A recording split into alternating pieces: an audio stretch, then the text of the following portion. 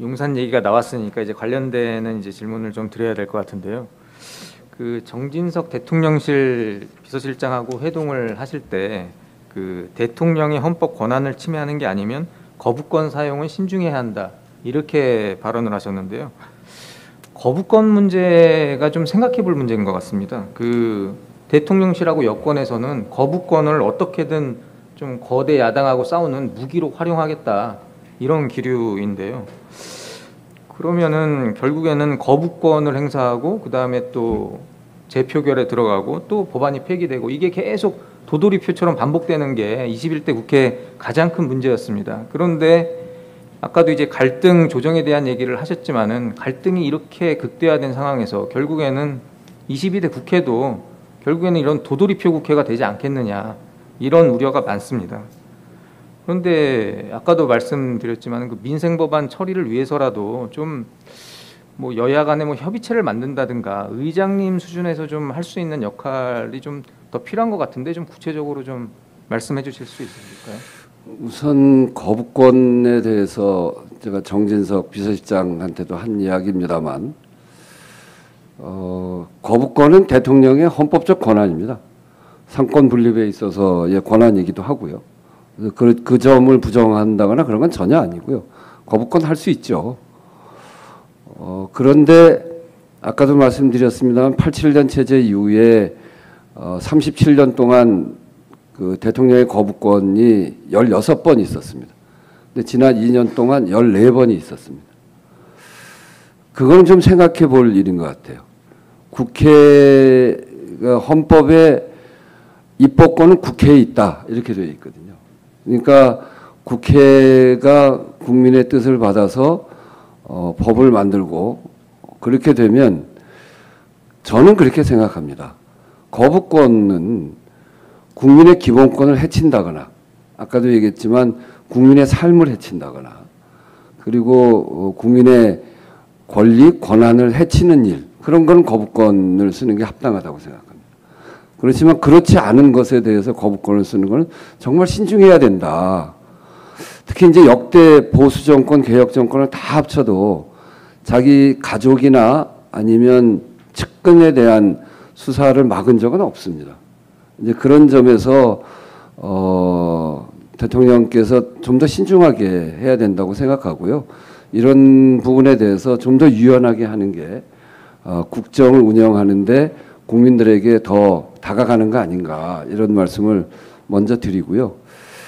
그 입법을 하는 데 있어서 이런 도돌이표를 막으려면 어떻게 해야 되는가 정말 진지하게 고민하겠습니다. 하나의 예 같은 경우에는 예로 들 수 있는 거는 이태원 참사 특별법입니다. 이태원 참사 특별법이 어쨌든 통과해서 거부권을 하지 않고 그것이 그 지금 이제 발효를 시작을 하거든요. 그게 어떻게 만들어지게 됐는지 그 과정도 잘 면밀히 살펴보면서 이 거부권에 관해서 한편으로는 쓰시는 거를 좀 신중하게 접근해 주시고 또 다른 한편에서는 거부권이 작동되지 않도록 어떻게 국회가 더 노력해야 될지에 대해서도 함께 고민하도록 하겠습니다.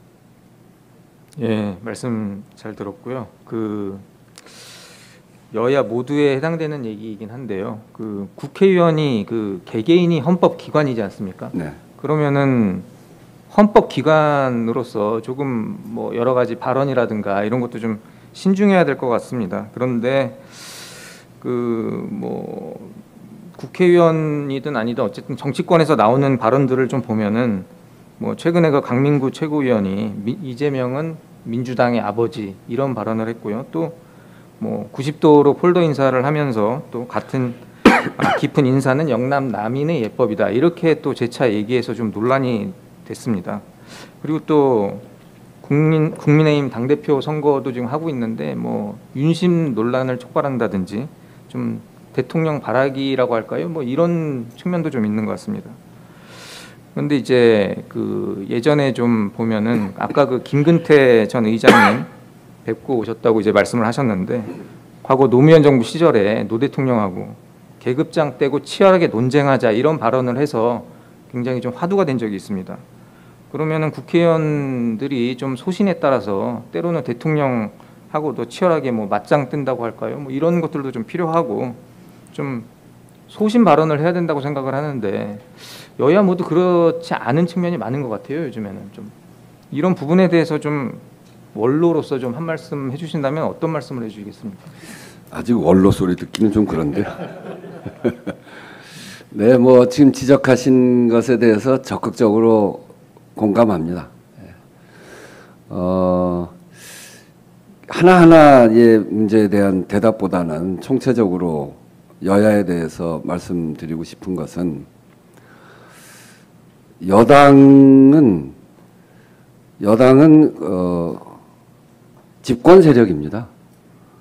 지금 대통령제, 지금같이 막강한 대통령의 권한 속에서 모든 거의 대부분의 10중에 한 9중 되지 않을까요? 이 우리나라 이 권력의 크기를 다 합치면 그쯤 되는 권한이 대통령에게 있는데 국회 안에서만의 협치를 이야기하는 건 전 불가능하다고 생각합니다.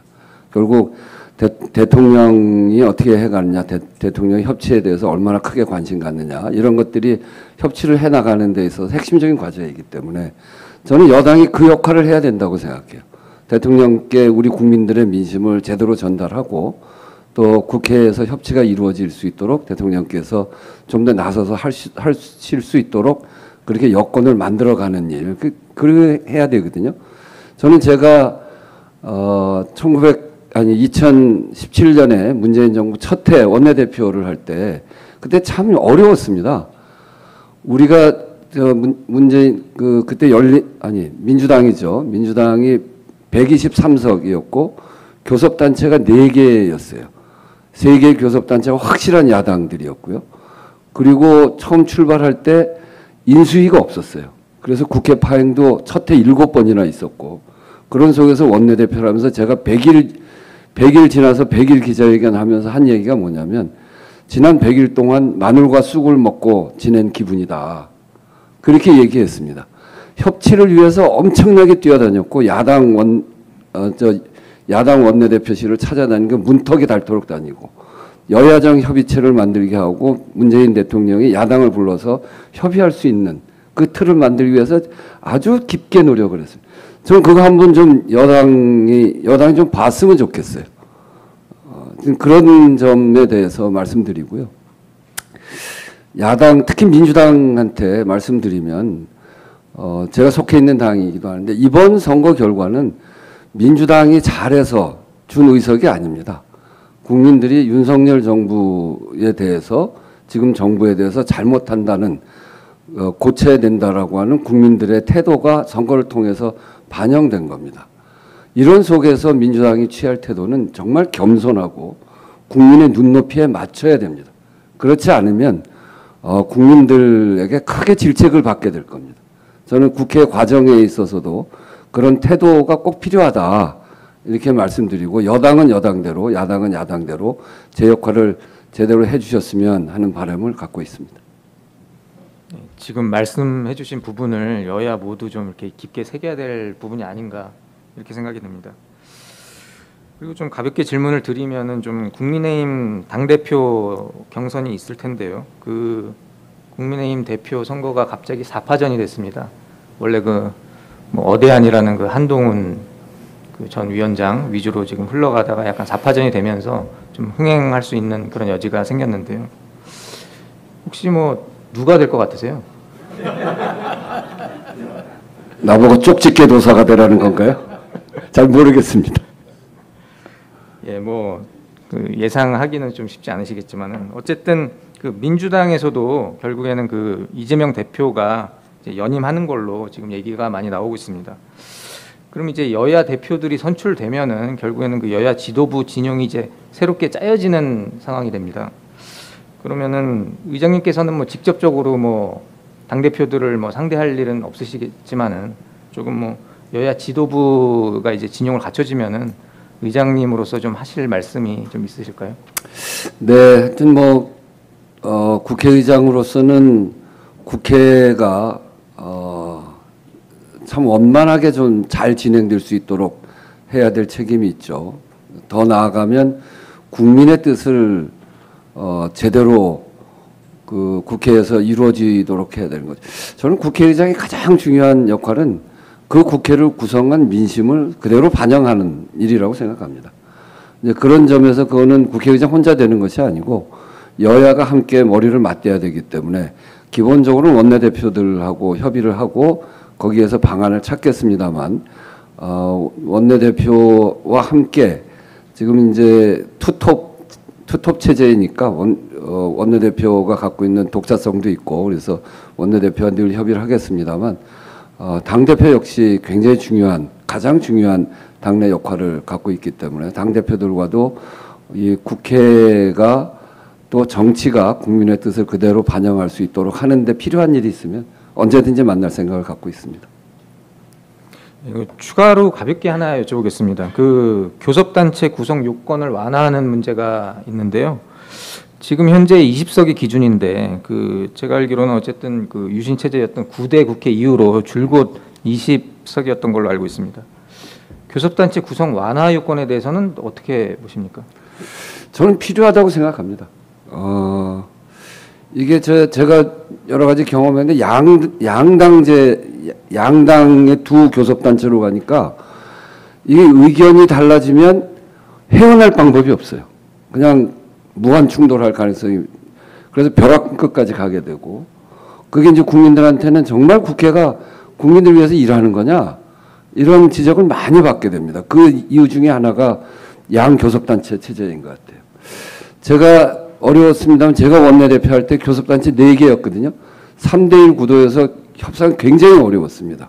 나중에는 이제 국민의당이 변화가 생겨서 일부는 자유한국당으로 들어가서 거기에 들어갔고 나머지 일부가 정의당과 합쳐가지고 정의평화연대 이렇게 해서 그 교섭단체가 됐는데 그때 제 입장에서 2대2가 돼서 훨씬 편해지기도 했고 근데 그렇게 하다 보니까 갈등적인 사안도 중간에 있는 당들 여야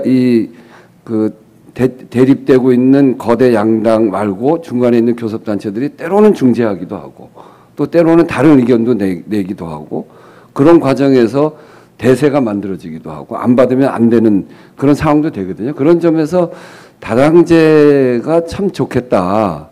그리고 선거제도로서도 다당제가 우리가 나아가야 될 길이라고 보여지고 교섭단체 체제도 그렇게 되는 게 국회의 원만한 그 진행을 위해서는 필요한 일이라고 생각합니다. 그것도 그렇고요. 또 우리 교섭단체 숫자가 국회의원 정수 대비 교섭단체 의원 숫자를 보면 OECD 국가에서 룩셈부르크 다음으로 우리가 많습니다. 그 정수 대비 교섭단체 정수 비율을 보면 룩셈부르크가 8.3%인가 그렇게 되고요. 우리나라가 6.7%인가 그래요. 다른 나라보다 그 룩셈부르크를 제외하고 훨씬 많아요. 근데 룩셈부르크는 다당제가 돼 있어가지고 거기는 그렇게 했음에도 불구하고 의원 60명의 교섭단체가 7개인가 그래요.